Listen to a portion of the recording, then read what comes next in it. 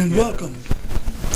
I'm Ted Stoddard of Turner Lane and chairman of the Elections and Ethics Committee, and which consists of Frank Carell and Steve Troen.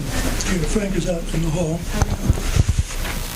And I want to welcome you to the 2015 Candidates Forum for Martin's Edition. The purpose of the forum is to allow village residents a chance to learn more about the candidates and what they hope to accomplish if elected to the council. Statements from each have already been published in the newsletter, online, and in the media. They're also here. To do this, I'll call on each candidate in alphabetical order and allow each of them up to 3 minutes, timed by to express their ideas about serving on the council. I'm doing this because we have a limited amount of time to cover our candidates. After that, I will open the meeting for questions from out there, from all of you. If you're shy about using a microphone, we have cards here where you can write out your questions and I'll read them for you. You may direct your question to an individual or to the group as a whole. But if you question an individual, I will allow responses from all the other candidates. We will adjourn at 8:30 to make way for the regular village council meeting. Now, we'll introduce the candidates one by one. In alphabetical order, John Fleming. Would you like to say something for 3 minutes? Oh, yes, I do. I'm running for what I hope will be my second term on the village council. And during my first term, I concentrated on learning the village business, what are the major issues facing us, and led the effort to hire 2 Montgomery County police officers to serve as part-time police for Martin's Editions.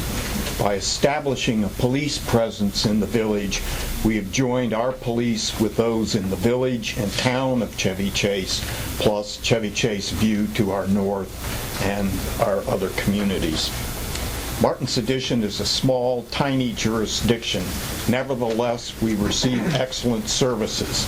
This is due to excellent management. Our services happen on schedule, and that happens not because our contractors are benevolent souls. It happens because our village management is competent and persistent on a daily basis. And I really can't emphasize how critical that is to the community that we have now. I've lived here well over 40 years, and it is a well-managed community. The village faces substantial rebuilding of our infrastructure. It's over 100 years old, or some of it's up to 100 years old. Our sidewalks are crumbling, our streets are breaking up, our telephone poles are being replaced, our water line, our utility lines are all being dug up and replaced. This is tearing up our streets, and until that work is done, we will not be able to pave and rebuild our streets.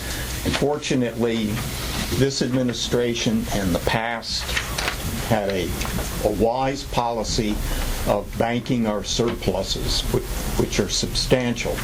And we do have a sufficient sum, I hope, to be able to cover all the substantial work, and it is substantial, that needs doing to basically rebuild this community. It's almost 100 years old, and it has not been restructured in 50 years or more in the time that I've been here. We do need a lot of work. There's not much controversy over those needs. They are clear. Controversy comes when the village seeks to attain good ends, but by means which inevitably could limit residents' financial returns on our homes. And these issues include trees, regulating the design of new homes in size and appearance, water drainage from one private property to another private property that under our law is not the village business, but it affects the village. And in the short run, limitations on private property rights may have negative results. But in my view, the most effective immediate steps the village can take will be to subsidize private, self-restraining positive acts. Thank you, John, very much. Our next speaker is Katya Hill. Hi, my name is Katya Hill, and I am running for the Village Council. Ever since I started coming to the Village Council meetings, I realized how much work and dedication from just a few village residents goes into running our beloved village. It is wonderful to see how many people are actually interested in our village operations. And let me tell you, I love living in our village. I've lived around here within a mile or two of our house for the last 22 years. I went to BCC and stayed on around here until now. My husband and I bought our house just a couple of blocks away from where he grew up. And really, I cannot imagine living anywhere else. So to help keep the village as wonderful as it is today, and maybe even make it better, I decided to volunteer my own time and energy to run for the Village Council. I am running actually together with Richard, and I am hoping that my experience and Richard's experience together will be a good blend and will be able to deliver some significant benefits to the village. I'm not on the council now, so let me tell you a little bit about my experience. I believe that my corporate experience is absolutely relevant to the village operations. I work for Fannie Mae. And not only am I used to dealing with budgets and contracts and competing priorities, I mainly concentrate on strategic initiatives for the company. So one of the initiatives I'm currently working on is Simplify. So this is us looking at our organization overall and determining ways to make our extremely complex operations simpler. Now, I believe that our village could benefit from a similar analysis. Over the last several years, village operations have gotten more complex, contracts have gotten more complex, so I think we could really benefit from something like that overall and from my expertise in this area. Furthermore, I am heading a team that is responsible for triggering disaster response in case of an unfortunate case of disaster. So this team was started after Hurricane Katrina, and we are now responsible for putting our processes in place in case something like that happens. So what I'm trying to say is I am used to dealing with major responsibility, and I appreciate your support, and I hope you will support us on Election Day. Thank you. Thank you, Katya. Our next speaker is Katie Howard. Katie, could you hold on 1 second? Yes. Since Katya spoke so fast, we need to... There's no reset button on there. You got to move into the digital world. Wow, look at that.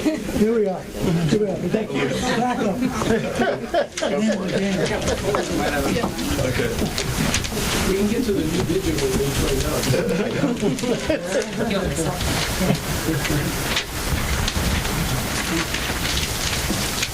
Well, I'm Katie Filipchek Howard. I reside at 35 10 Taylor Street, along with my husband, Steve, and my two daughters, Hannah and Heidi.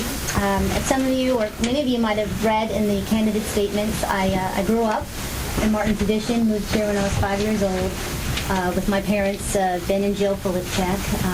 My mom, my parents were residents since 1980.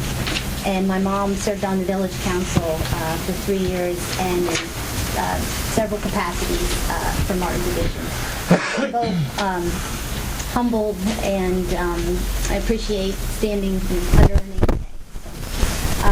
And I've got to carry on her legacy. I think of my mom on a daily basis.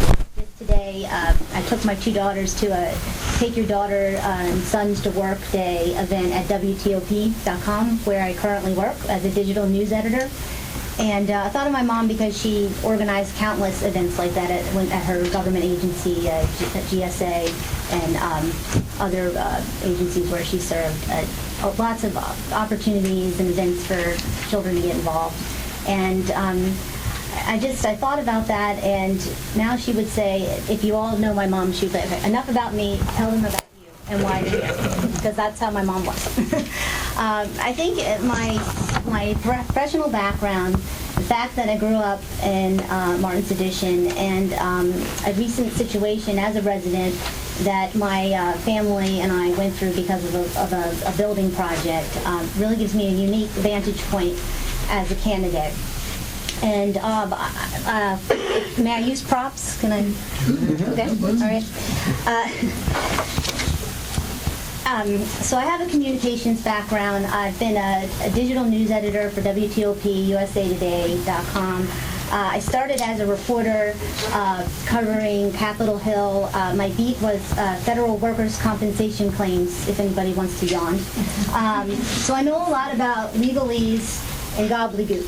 And sometimes when you're a resident, yes, we received the plans, yes, we were informed of the meetings, yes, we had opportunities, but until you're really personally affected by a building project, I just feel there could be better relations, and I, for one, would like to be the one to do that, because now I know who you need to contact in the county when situations arise. Here's the problem. As I said, I live at 3510 Taylor.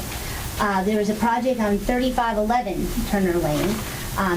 Fast forward, it is a happy ending in the end. A beautiful, wonderful new family moved in, but up until that point, it was a nightmare, and it affected 4 different households. We received plans of a retaining wall.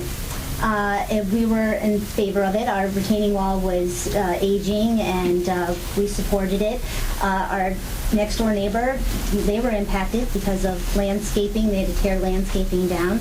And then the Turner Lane neighbors were also affected. How I was affected was the runoff from Turner Lane. So Katie, I'm going to have to interrupt you. You can carry on a little bit You more can just later. pass them around. But your 3 minutes Okay. are up.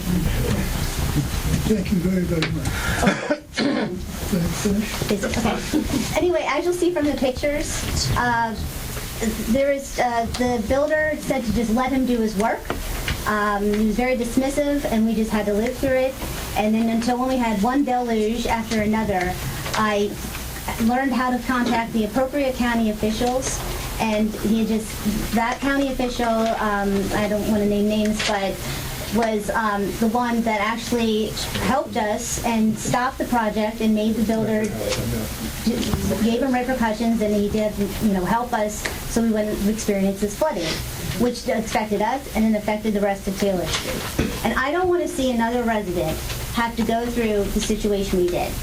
When we met with the builder, I don't want to say the name publicly, but a pair of residents who've lived here since the 1960s. He didn't care how we were affected, and this could happen again. And matters worse, then we get this thing in the mail from him saying, "Oh, can I just knock your house down so I can build another one of my houses?" This is going to keep Katie, please. continuing, and I would like to help residents deal with this. Okay, thank you very much. Richard Kajak. Hi. My wife Anita DeFanis and I have lived here for 36 years. We moved into this neighborhood when we were almost the youngest on our block and are now the oldest on our block. But it's exciting because we now have young families with children. We have the noise that goes with that sort of change, and it's wonderful to have so many young people. I met Katya, who was talking about running for council, and she's so infectious, and I thought her experiences and my experiences mesh so much that I could just see that the two of us running together would really be a good team, and so I decided to run for council again. I don't well, you all know me. I was on the council for 7 years. There are no surprises, but I am very happy to be thinking about coming back and hope that you would vote for me. Thank you. Thank you, Richard. Bill Nevich, please. 20 years ago, Debbie Metzger recruited me to work on a committee to deal with buildings. It was approved by the council, but it never went anywhere. And then 5 years ago, we did have a committee that was able to implement building standards. And I continue to be interested in those issues, specifically unresolved issues like stormwater, which requires something beyond Martin's Addition. It requires cooperation with the neighboring communities and with the county and perhaps even the state. And those are the primary objectives of my campaign for re-election. Thank you very much, Bill. Finally, Mark Wiener. Thank you, Ted. Hold on. Everybody's talking I'll just too take fast. my colleague's time. Since we're running ahead. I'll ask Yes. Hello, everyone. My name is Mark Wiener, and my wife, Alex, who's in the front row here, and I and our 3 boys moved to Martin's Addition on Thornapple Street about 9 years ago in 2006. Though not as long as the years and years I have up here in terms of my fellow candidates, I think 9 years I've learned a lot. I've learned a lot about how wonderful living in a small village can be. And I think about the services in our community, from the side yard trash pickup when some of my other neighbors don't have that, and how frequently our streets are plowed in the winter when even sometimes the main road here isn't plowed as quickly. Those are wonderful things. I also know that we can do better. In my 9 years here, and in my really 25 plus years in the corporate environment, coming from experience most recently with WNS Global Services, and prior to that with Travelocity and Sabre and American Airlines, I've learned a lot about governing, at least in a corporate environment. My roles from finance to planning to operations and most recently sales, I've experienced a variety of different things. I've also served on a variety of committees and councils over the years, some in the corporate environment. I was active on the Choice Hotels Owners Council in representing our company with our franchisee owners, about 5,000 of them, in fact, in the U.S. I've also served on homeowners associations. When I lived in Texas, I was the treasurer of our homeowners association. And even here with Ted and Frank, a year on the elections and ethics committee here before I resigned in order to run the council. So I've experienced a lot. I pledge to bring that experience to the village by specifically working to enable a higher level of respect and openness in our community. In my statement, hopefully you all read, I gave some examples of what I mean.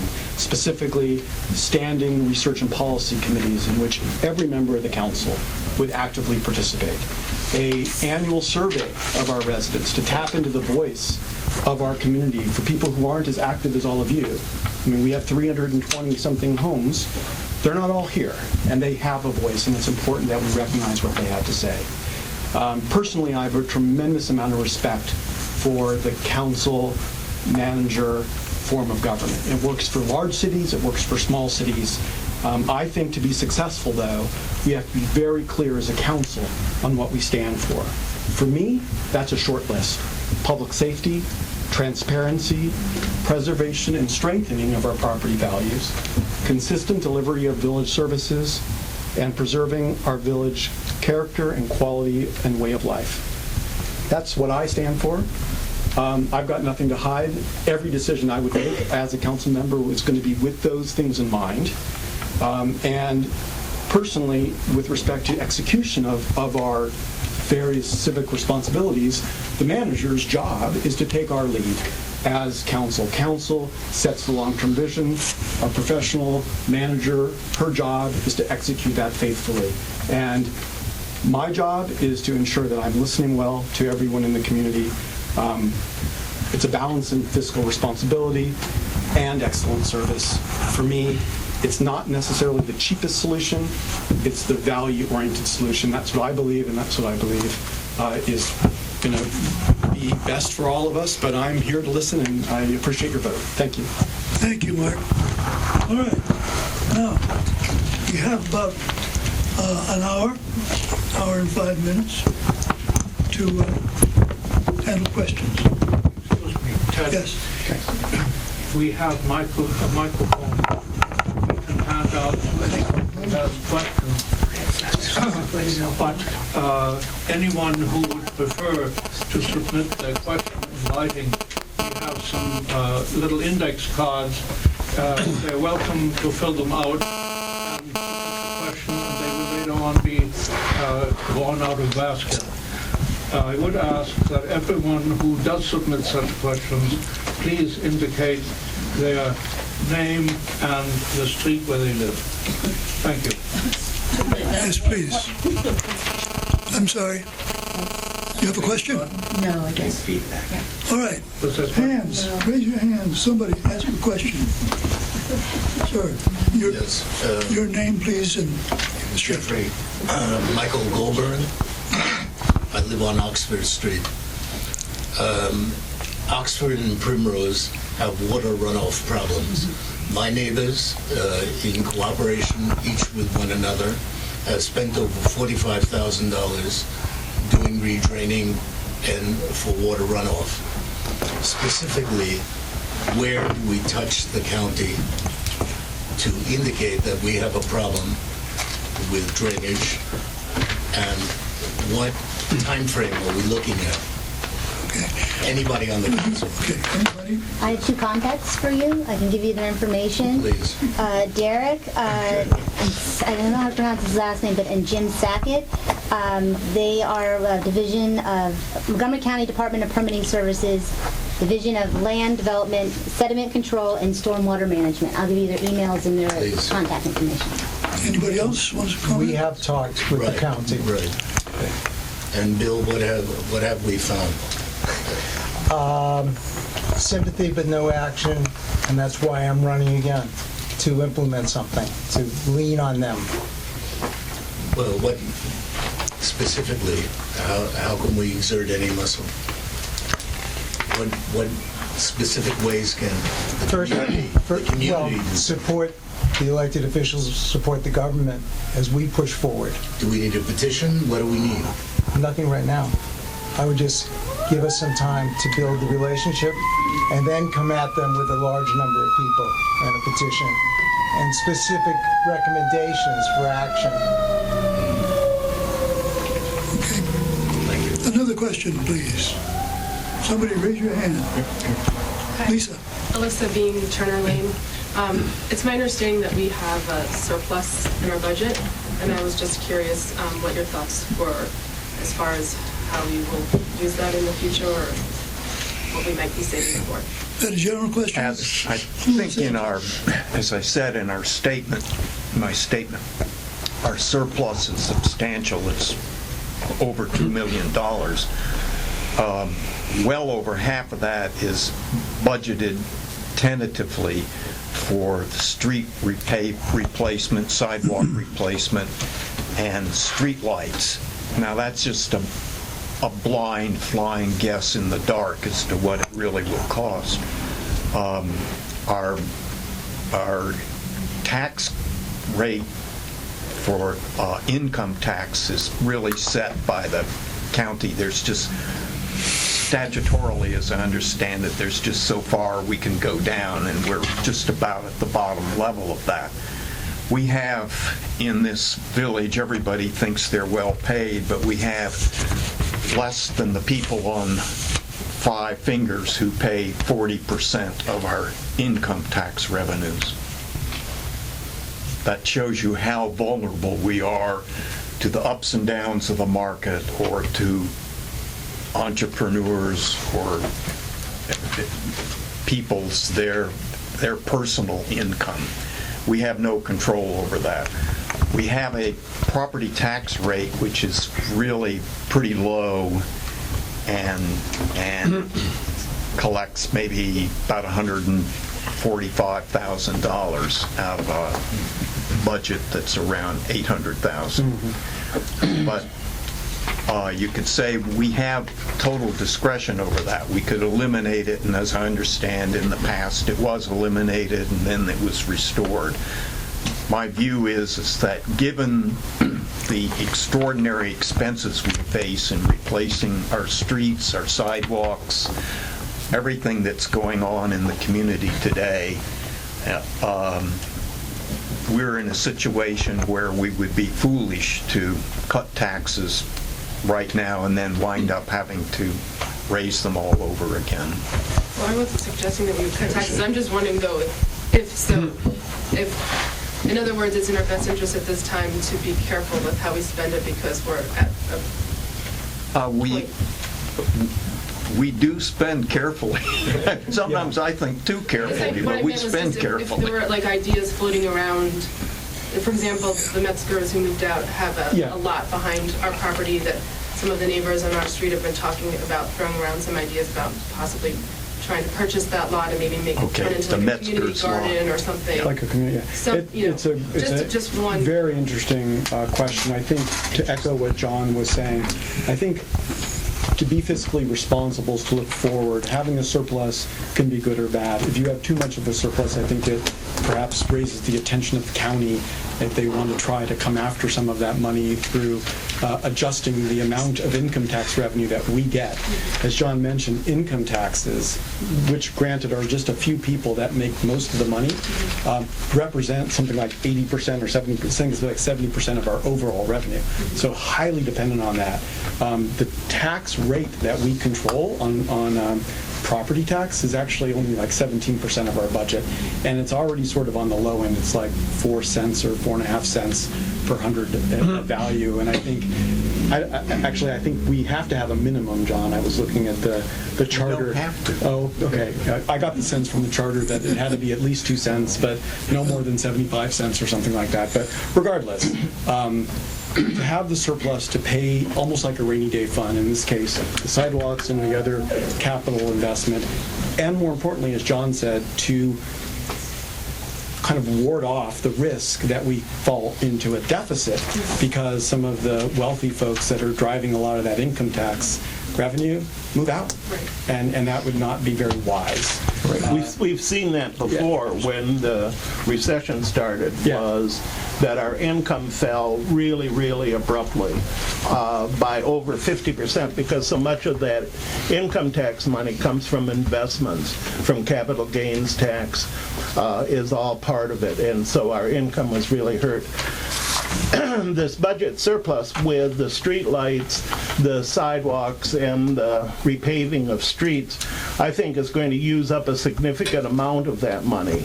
And it has to be done. I think that, as John said, that those repairs have to be made in order to help the infrastructure.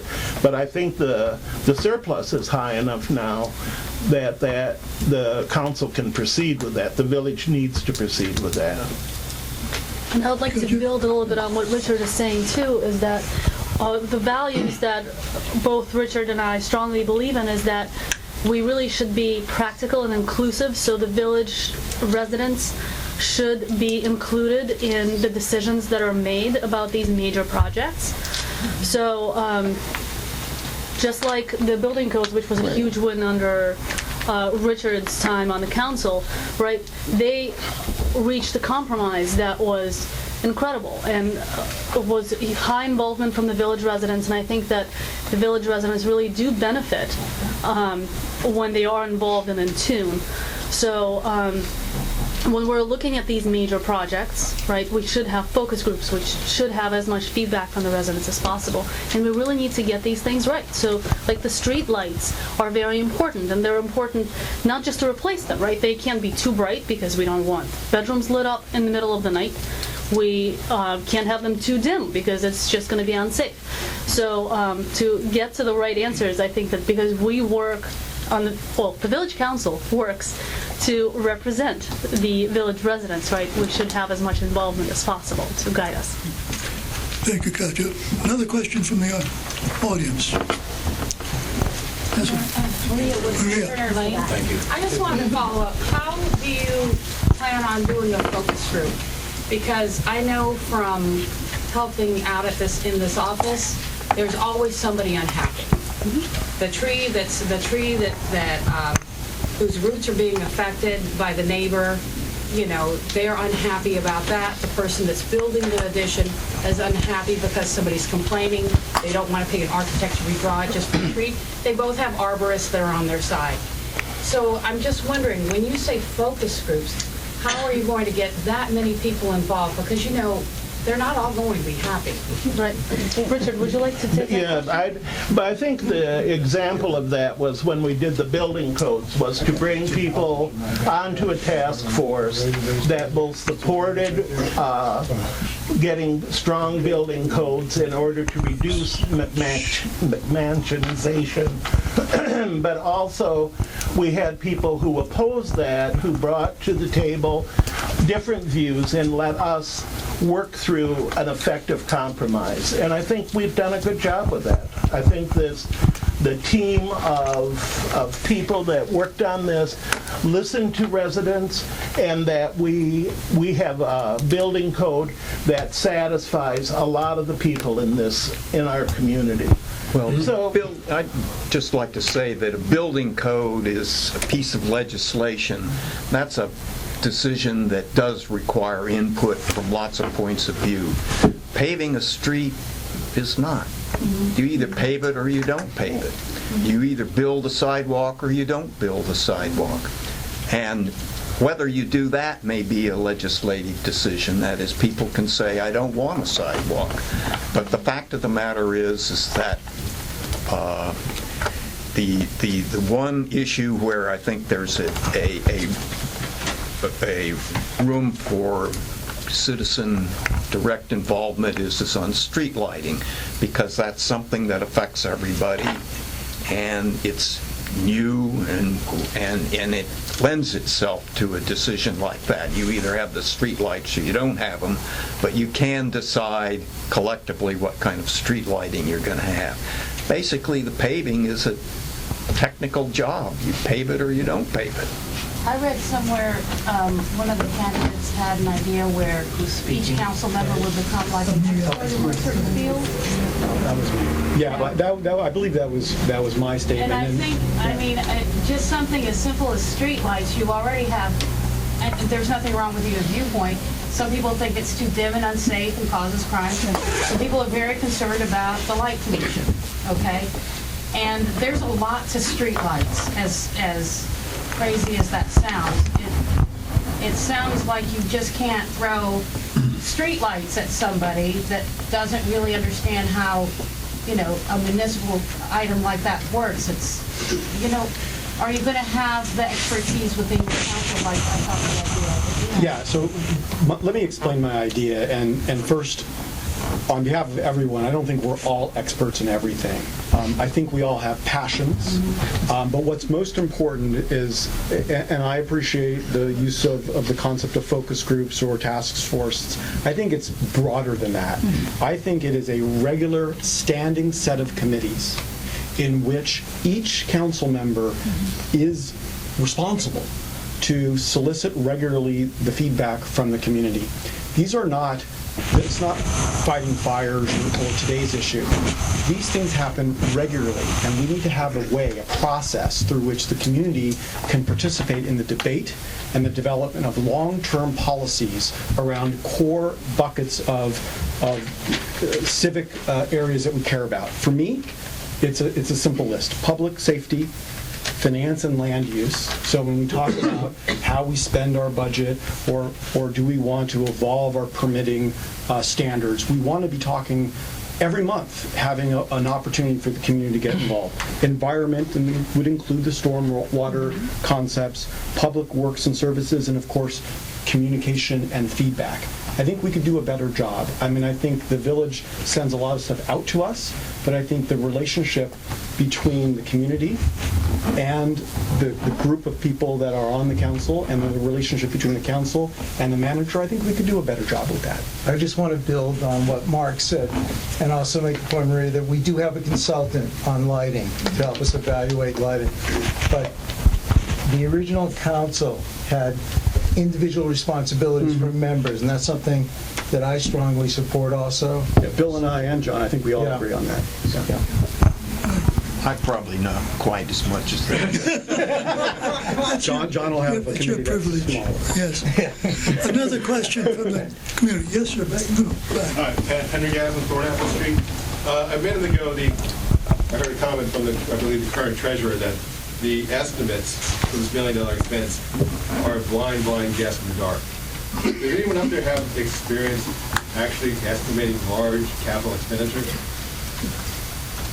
I don't have any experience estimating large capital expenditures, but the council, present and past, consults with experts who have given us estimates on what this will cost. But could the idea These are of not people just blind in the ones. council being adept at the area Pardon? they focus, I would hope that you would have the experience and background in estimating large capital. Well, if you want to hire an electrical street engineer, go ahead. I'm just asking a question.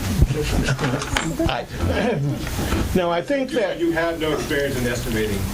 I have no estimating You're the experience. treasurer and you're allocating $1 million of our money. I'm not allocating the money. I am simply reporting on what the money is, and the council votes what it wants to do. Does anyone else have experience in this area? On this committee, or this council?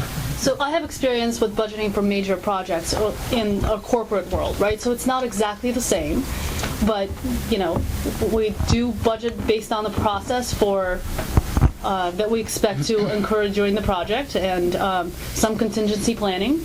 And I'm used to working with budgets that are well over $1 million. That's good, thank you. Right, and I worked in budgets that where we spend about $25 million a year, and I know how to budget that, how to get resources when I don't have the information, so that I'm educated and make not a guess, but have a plan before there's a decision. And my concern comes because I see the forecast budgets every year, Right. and then the adjusted to actual budgets every year. And you see probably 8 to 10 line items, which end up being 50 to 100% over what they were going to be, and that becomes the reality for next year's budget. So I just want to make sure that we spend our money judiciously and not just Right.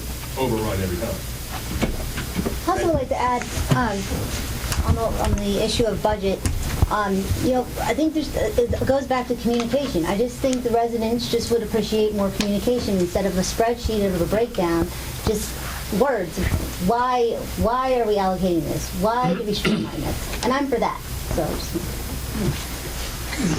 Yes, back there. Marty Lang with Chestnut Street.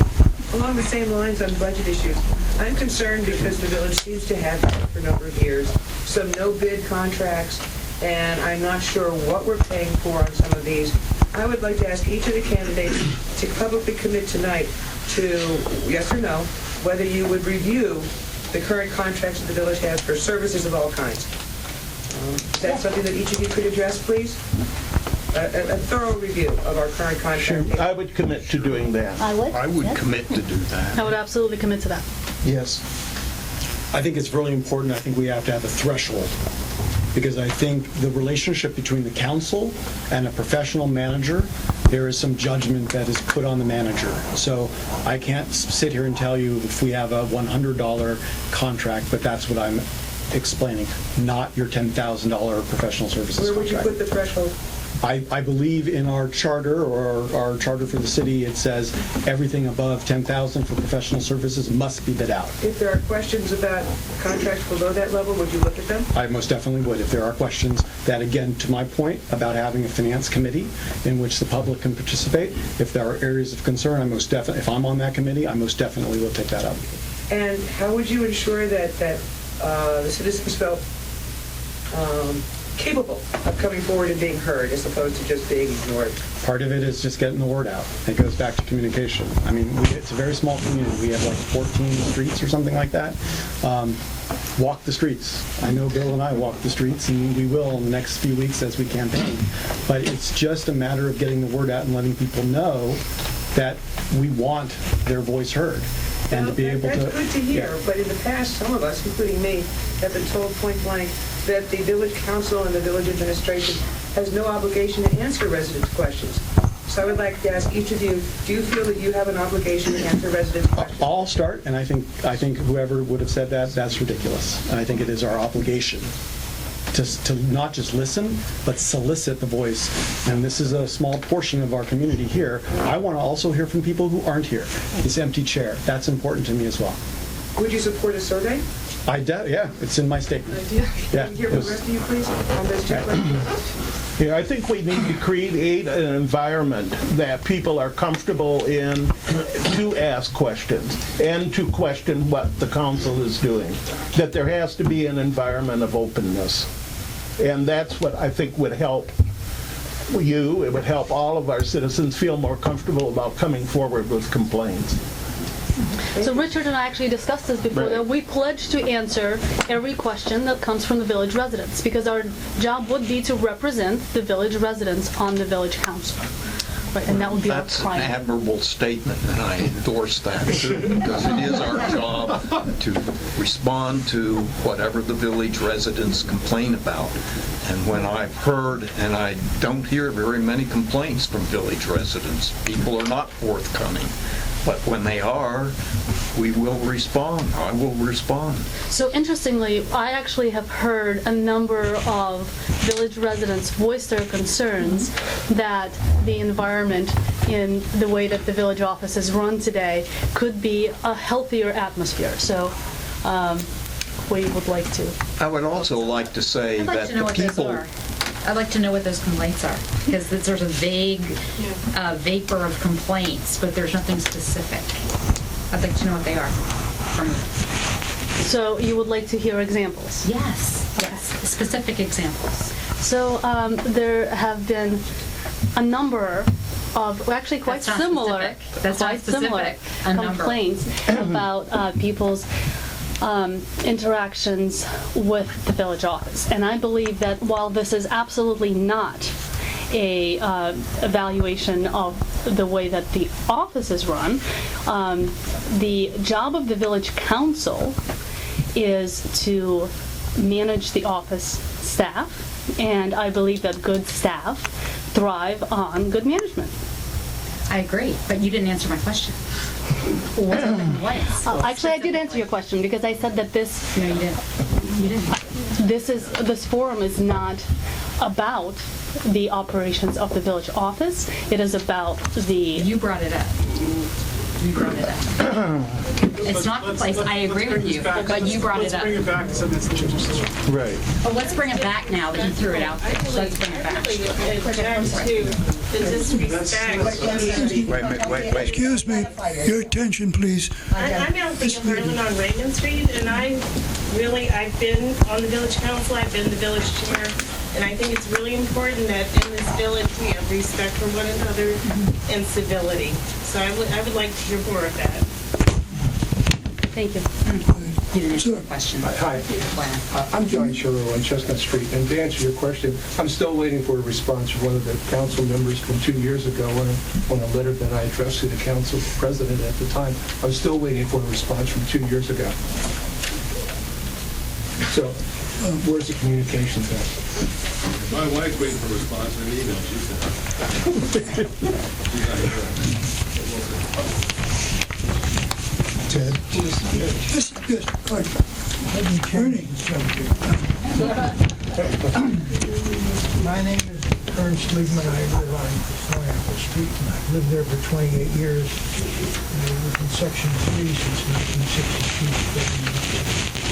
1962. And all the time that I have lived and watched the government going around here, no one, to my knowledge, has ever, or none of the councils, has ever filed an injunction suit against a builder who is blatantly violating his certificate and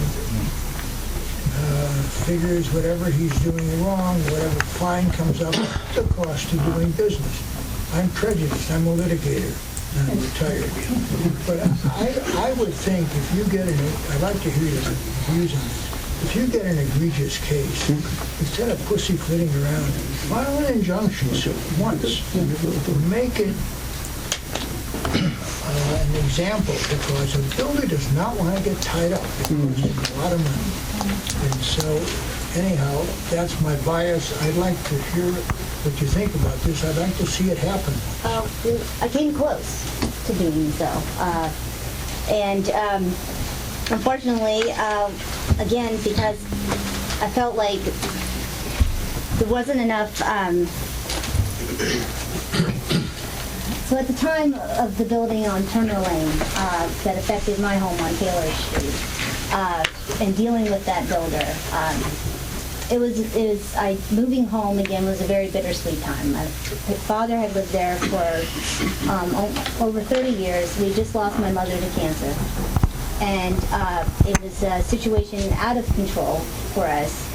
And dealing with this builder just reopened the wounds. And it was just a very emotional, delicate time.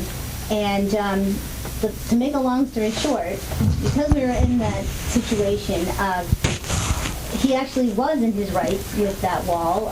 When he built this wall that started the runoff, he started the building, we went away for 1 week, he completed it, we came back and there was a gaping hole 3 feet wide, so it was the wall ended where we had always had a wall, the old existing wall. And the reason why is we had to go through the county and we found, our plot of land, which is this strange plot that is like an L shape from 1904. And these are the things that we learned on our own. So he wasn't within his rights. And then we had this gaping hole and, so looming lawsuit costs, flooding, construction, household, it just piled up, and so litigation wasn't the way to go. It sounds like a good way to go, but these things are going to happen again. These cases are going to happen because these builders are going to come in, and you'll go to the county and you'll learn that what you thought were your rights perhaps aren't, and I can help you with that. The village has the ability to do stop work orders, and they have done that in places already. Well, I didn't get one, so. Didn't stop for me. Wait, he just asked if they don't stop, what do you do? You have to do it on your own.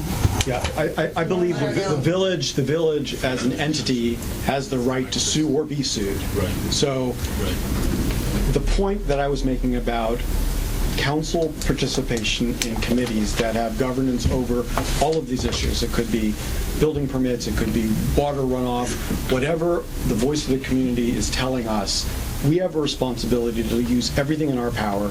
That's where a professional manager is going to help advise us, or our attorney, wherever he is back here, will help advise us to be able to represent our community.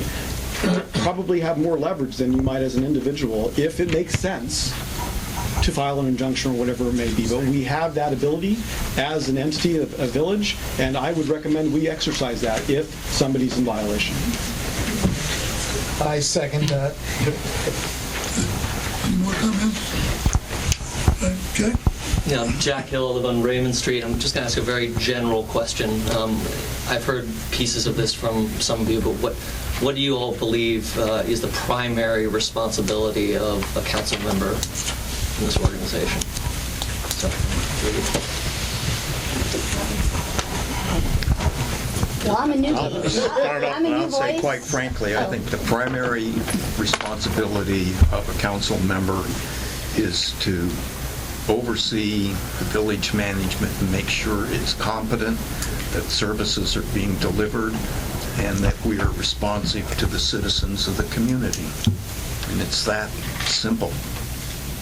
100% agree. When council develops and creates a vision, long-term vision for the success of our community, the council openly solicits feedback from the community, and as John said, ensures that our professional manager executes relative to the codes and the policies that we establish as government. I think the council has the responsibility to set the priorities, to make a budget, pass that budget, and then make sure that the village lives within that budget and reports back to the citizens on a regular basis. I think it is extremely important to represent the voice of the village residents, right? So it would be the job to communicate with the village residents and make sure that the communication channels are always open.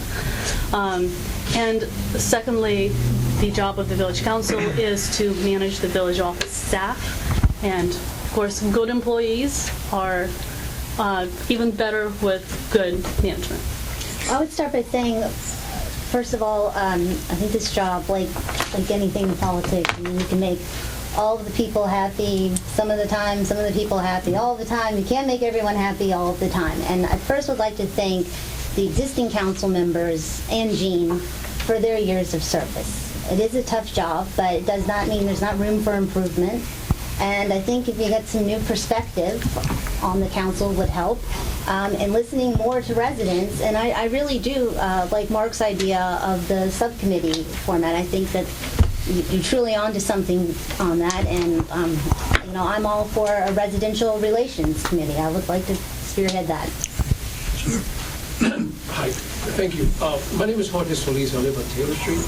I have a question for Richard and for Katya. You keep saying that you're running as a team. I'm sorry, what does that mean? That means that we really share a lot of the same ideas and values, and we think it would be really great if we could both be elected. That's what it means. Molly, For one. did you have something? It doesn't mean that you're always going to vote alike. No, not necessarily. Can't guarantee it. Well, we do share the same values, and I think it's very important. So we met and discussed and agreed that we would like to see the village move in this same direction and work on issues in the same way. Thank you. Yes, Chris. And Richard, what are those values? Chris Fleming. Transparency, accountability, and respect are the main values that Richard and I share. We believe that the village needs to be more transparent. We need to communicate better with the village residents. We need to ensure accountability, and we need to bring back respect to make the village just, a more humane. Yeah. More humane. Harmonious place to live. Excuse me. Yeah. Where is the respect? Where's the problem? You don't feel that the council members, current council members, have respect for the village? We believe that in the way that the village residents interact with the village office and the village council, right, members, there should always be respectful interactions, right? We live in a very small community. We want it to be as harmonious as possible, right? There shouldn't be room for disagreement or without there being, again, I think the goal here is that there be transparency and a voice for everyone. And that is part of what respect is, that regardless of your view, that you should be listened to. So how would you keep saying transparency, Maria. How exactly would that be implemented? When you say, is it just every decision? Because we get a newsletter, and I think that this village actually puts out a lot of information, and you have meetings, and the budgets are posted. There's a lot of information that people get. I just don't think they all read it. But I just don't understand give me an example how you're going to be, what you see going forward, how you would implement this transparency. I think that Mark has talked about one way would be through committee structure would be to see if we could involve more residents. And having been on the council, I know how hard that is to do. That's not transparency, though. It is transparency if you get more people involved so that they understand what the process is, what the problems are, what the possible solutions are, and participate in that as decision making. That's transparency. Okay, for me, transparency is that you feel like you're not getting enough information from an office or from somebody else, and you feel like the process is not transparent. So you're talking about involvement. So I'm just a little confused whenever I've heard transparency so many times, what your actual vision of that is. Right. So we've heard from that some people would like, and this is something that came up in the council meetings, right? So that are open to the public. I've heard the same question asked several times, that people would like to know more information on our contracts, right? It just happened at our last meeting with the Voting and Ethics Committee that was behind closed doors. That just happened at our most recent meeting with the Voting and Ethics Committee, where the and with all due respect to Stephen, but I mean, he was appointed behind closed doors, and that's exactly the kind of transparency that I would, for one, like to see. And I was opposed to going into closed session. Personally, I think it was inappropriate. So what is the transparency you wish to see with contracts? You want to see the actual contract? Is that it, or? Well, I think that the village residents would probably deserve to know, like, are these contracts, were they bid out, right? What were the options, right? What are the values of these contracts? I think there's actually some confusion. There's general buckets. Put out, isn't it? Pardon? Isn't that already available? No, it's not.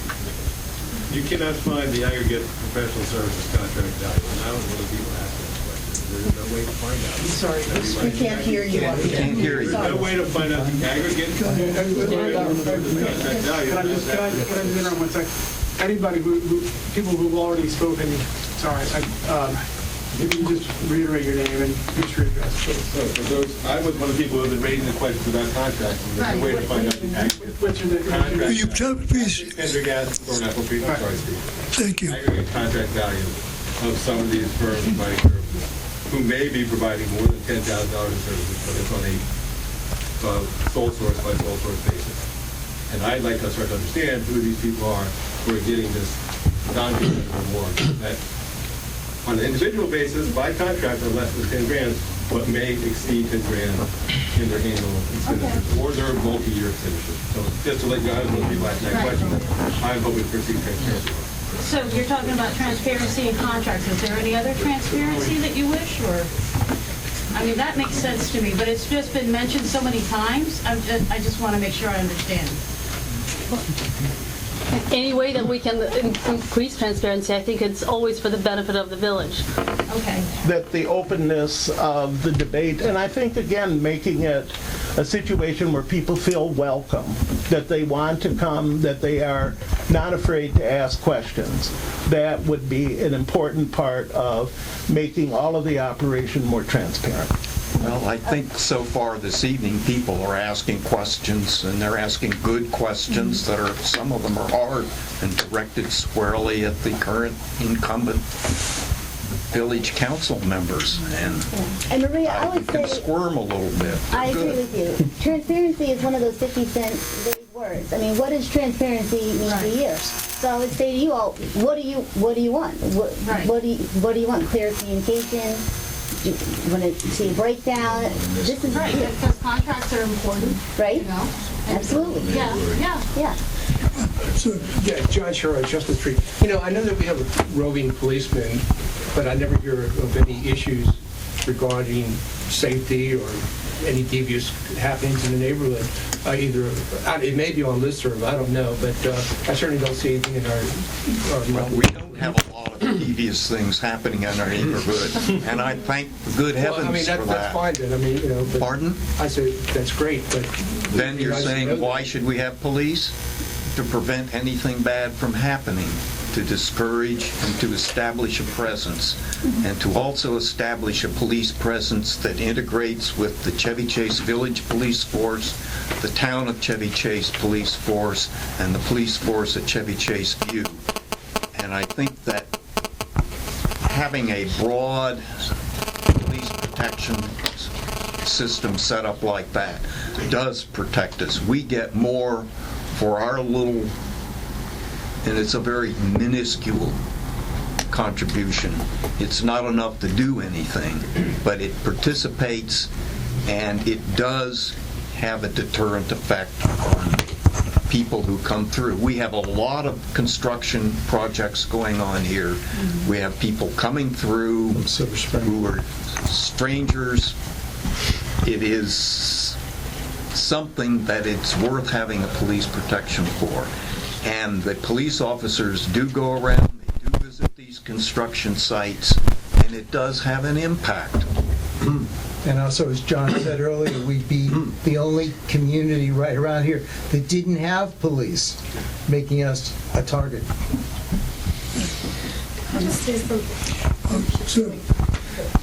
Hi, my name's Peter Ross. I live on Raymond Street for 23 years now.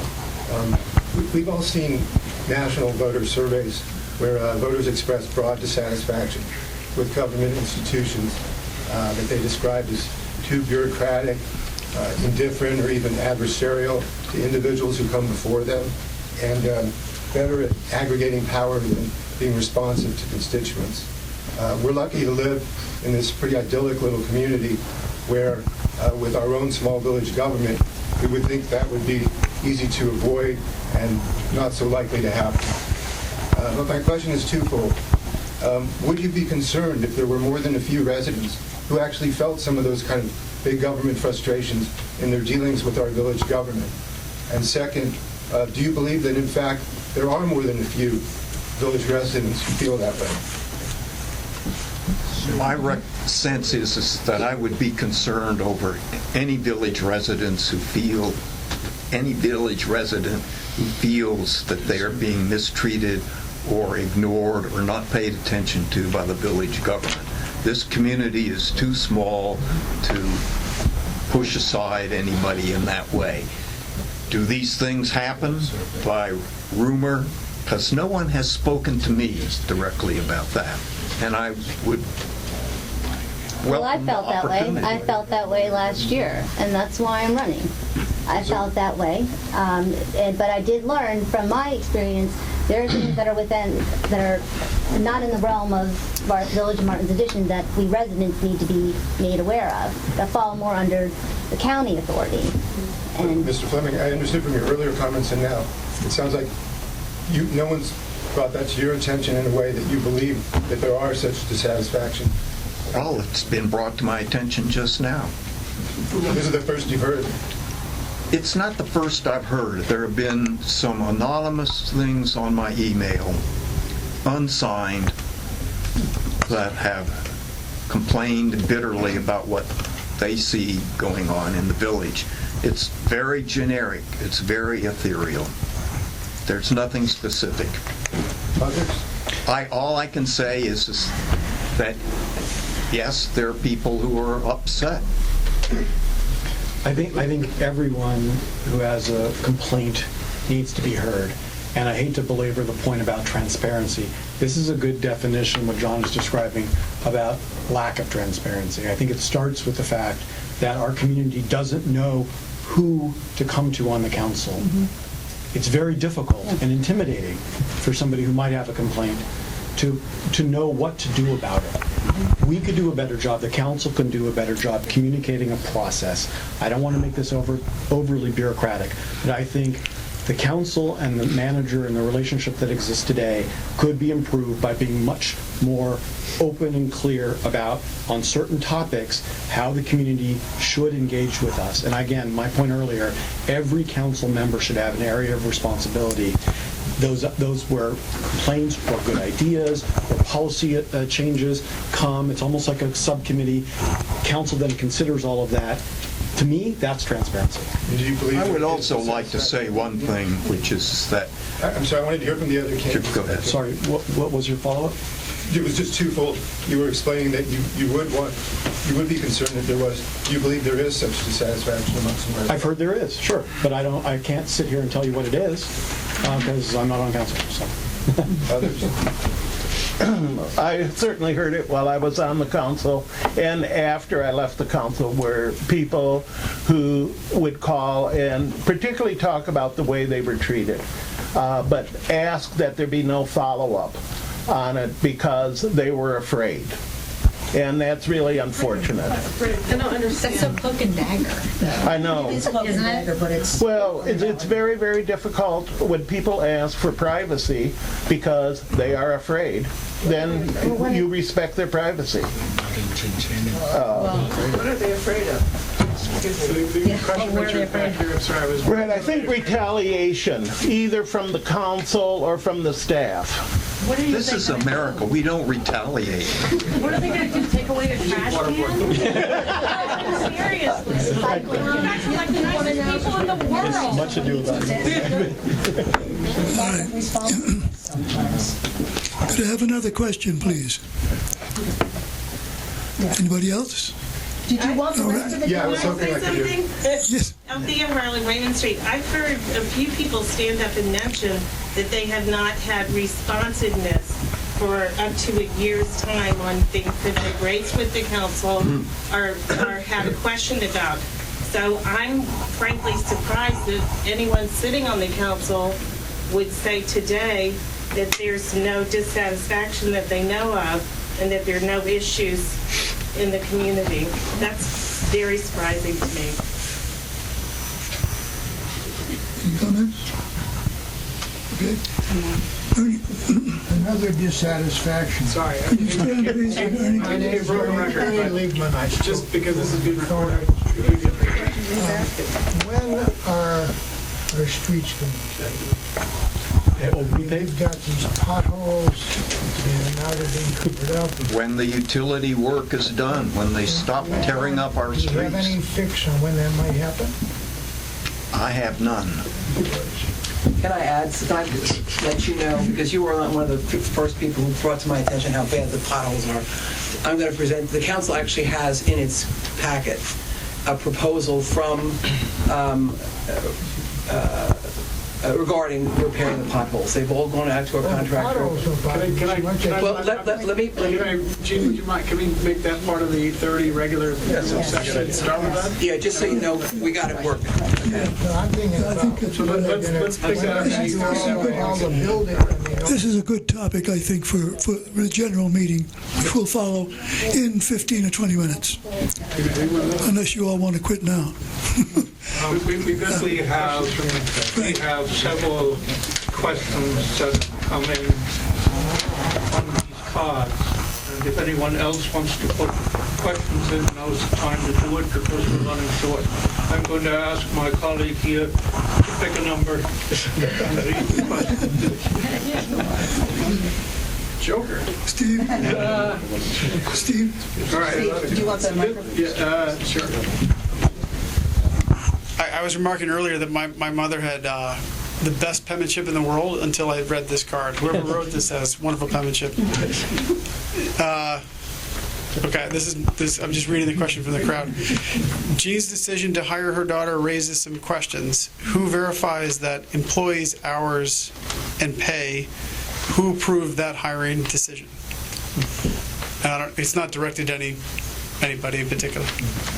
I think the chairman of the council can do that. I'm not running.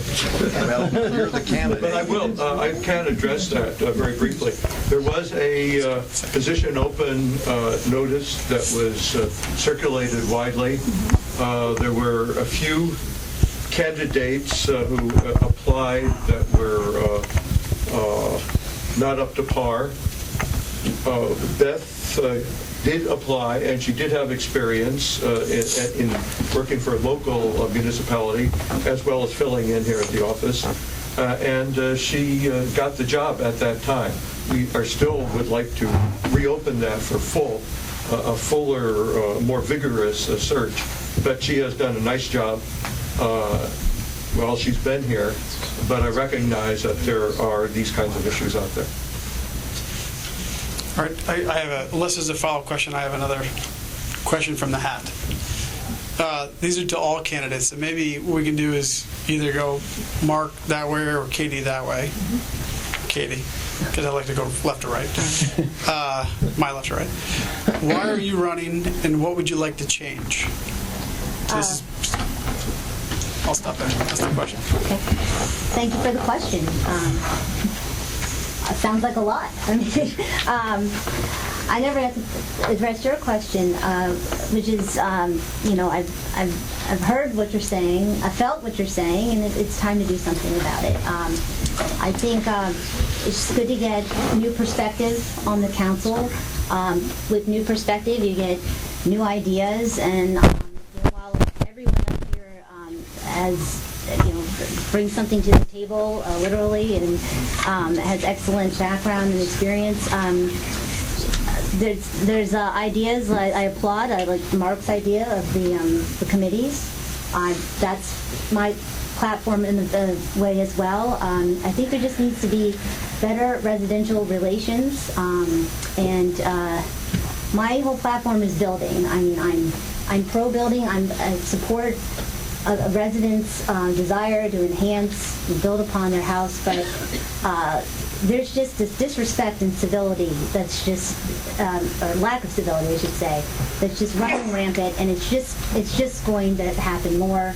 And I think, my vantage point, my experience would help on this council. I don't have a Bill's hourglass, but that was a good timing, succinct. The question was, why are we running for... Feeling like a wrap-up or a final Right. statement. There was nothing. We just picked a random question, but Right. go ahead. I'm running for council because I'm really interested in the street lights and the process that we used in doing the building codes, and I think that is a good experience, and I'd like to see us do that again, in addition to wanting to support the community. And I think that in terms of change, well, I just go back to, I think that we can be more open and we can make sure that everyone's comfortable so that their voice is heard. Gotcha. I, to a certain degree, we've discussed this already, but I'm running because I love our village.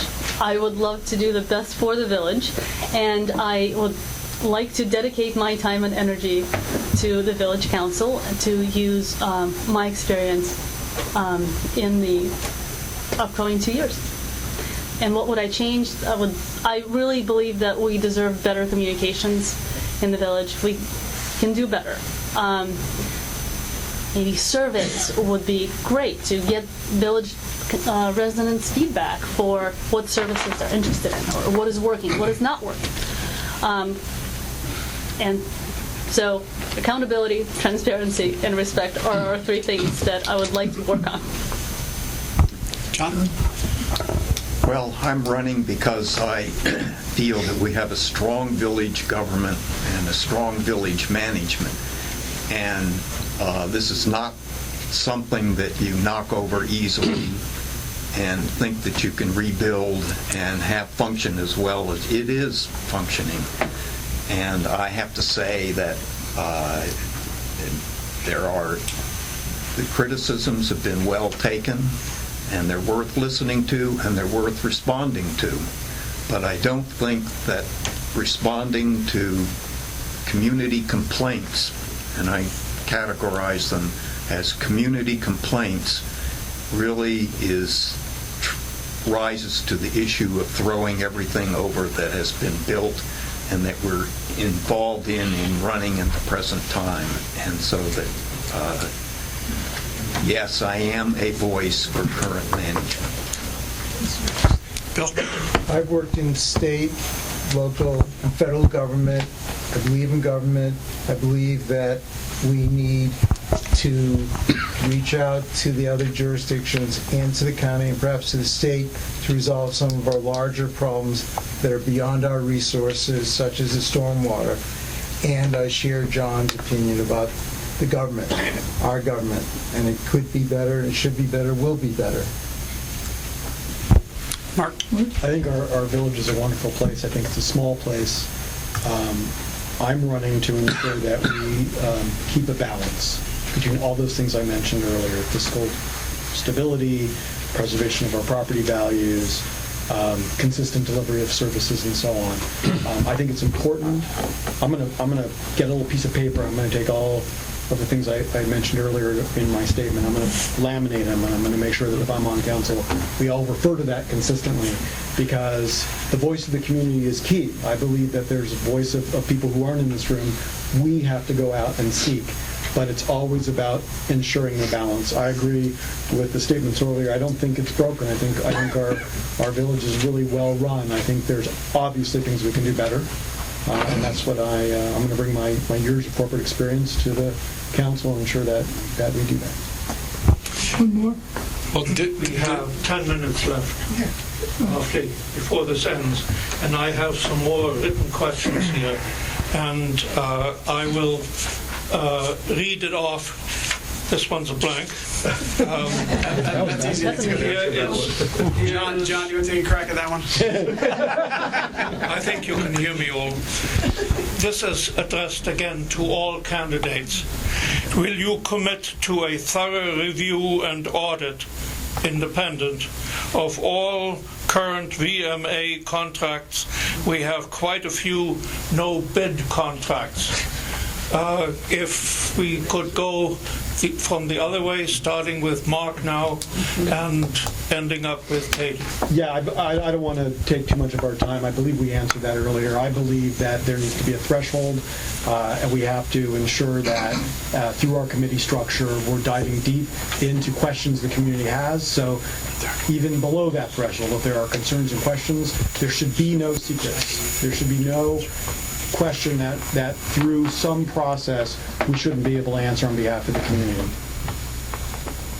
I think that's our primary responsibility, is to have honest contracting, visible to everybody. I endorse that view. I don't know what else you can say, and I happen to believe that's what we're doing, quite frankly. I would commit to an audit of our contracts. I would too. I think that it's important they all be reviewed and that people understand, that the residents understand who we have contracts with and why. Because it seems to be a big issue. Well, your question is 6 for 6. Yes, I absolutely agree. I have a question. Would the council be doing that review The name. of all the contracts? Did you No? want to identify yourself? Oh, I'm sorry. I'm Alex Weiner from Thornapple Street, and I'd just like to know this review of all contracts are you guys, as council members, going to sit down and review all the contracts? My understanding is that we would be aware of all of the contracts, and if in fact the council decides that they want to review them, they would. But at least they would. Okay. At least they would know what's in the contracts. Richard, in your time as chairman, you were aware of all contracts. I knew pretty much all of them except a couple. Yep. Well, and what about those couple? Well, I tried. I think there has to be a professional review, qualified accountant, CPA, and the council. One final question here. As a council member, would you support a confidential survey of all village residents about issues, concerns, and performance? And how would you go about doing that? And let's start in the middle. I would support a confidential survey. We need to get feedback from all the village residents. And how would you go about doing that? Send out a survey to village residents and get their feedback. I'm not sure I follow that question. I mean, obviously you get in touch with all the residents, but how would the survey be constructed? Who would do it? How do you see it happening? So the council would agree on what questions should be in the survey, and then they would be sent out to village residents for response. We would aggregate responses, and based on that, I would presume that would feed into the performance review. Just to clarify, the council would meet together to develop the survey. Of course. So I think it's pretty standard practice to get a 360 review for most corporate employees. I don't see how this is different. Thank you. Richard? I agree that it would be through a council. The council would certainly be the ones that would make the final decisions. But I think it's also an opportunity to have the residents, try to find out what the concerns are so that the survey actually addresses those. I think that one of the difficulties with surveys is, like, people have talked about using Monkey. I'm not real up on all of this. Pardon? Survey Monkey. What is it? Survey Monkey. Okay. But that if you use different computers, you can keep putting in results. And so there's a way apparently where you could send multiple answers. So I think we'd have to consider how you would do that. and both maintain. And you have a lot of older residents that don't. Yeah, we need hard copies too. You know. Yeah. Thank you. How about you, Bill? I think surveys are a feel-good idea. I think you need a person who understands how to evaluate them as part of the process, not just 6 non-professionals evaluating what they mean. Okay, Jeff. Well, why don't we finish our round? We're finishing this question, which was submitted by a resident, not by myself. Katie, please. Katie, sure. Surveys are the way to go. As for the method, I mean, yeah, I like to stay more green. I mean, I don't know about, a door-to-door survey, but SurveyMonkey is an interesting way too. We could email out a survey and have people anonymously drop them off. Or for the council members, I'm with you. I run the streets of the village of Martin's Addition. Maybe we could divvy up the streets and go door to door and hear what you have to say, the old-fashioned way. I remember when Doug Gansler and Chris Van Hollen came to 35 Taylor Street. That's why I continue to vote for them, because they showed up at my door and they listened to me. So you could do the anonymous paper, or we could come to your house and listen to you, if we're walking the streets anyway. So. Probably faster than. Yes, I believe we need to do an annual survey. Yes, we need to do an annual survey. The survey, unlike what I think I heard some people say, it's not about our manager's performance alone.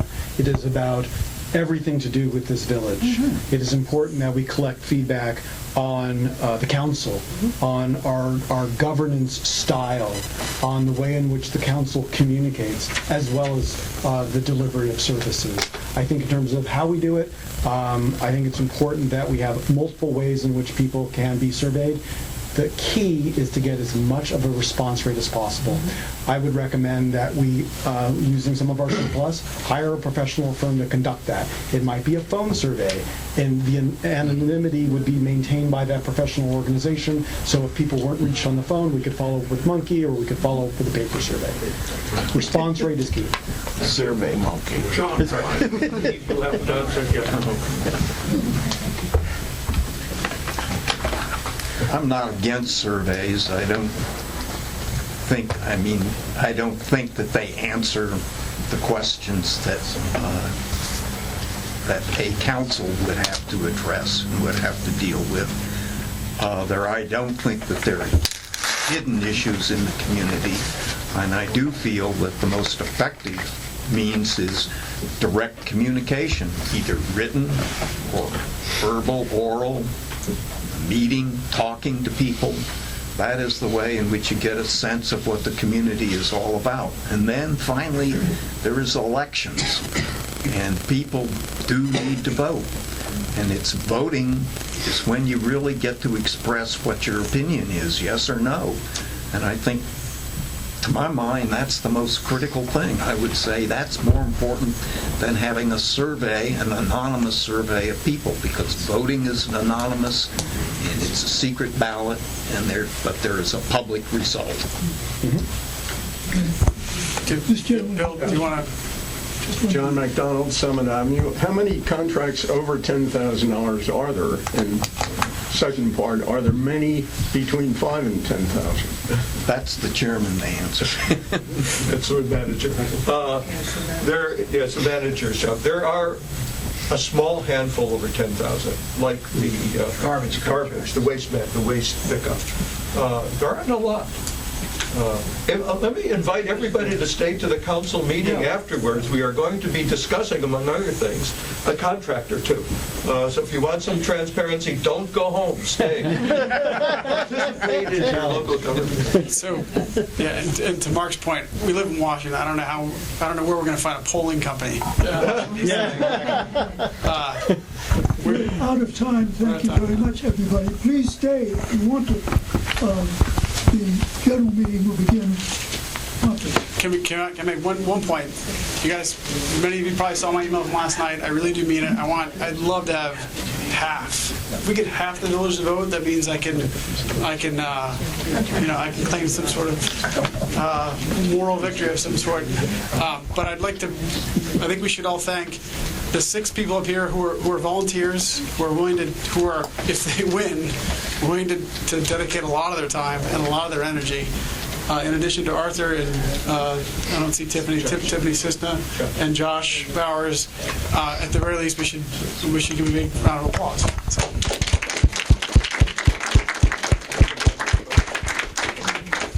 Thank you all for attending. Thank you. And we are going to go into a general session. Everybody is invited to stay and hear what actually goes on, get some transparency. Thank you for rushing back from Wilkes-Barre. Yeah. I didn't get a ticket. We have. Thank you very much. At the beach. Yeah. Well done, be easier if I pulled it in.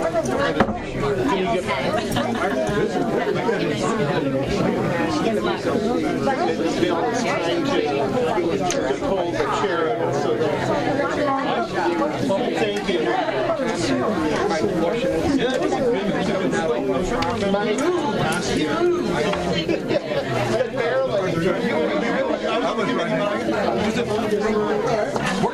A couple of years ago, but it really never worked out because I ended up traveling a lot. I wasn't able to do it. My job's different. Oh, no, there was another. People one by one vote. Yes. That's right. I'm going to talk to this guy.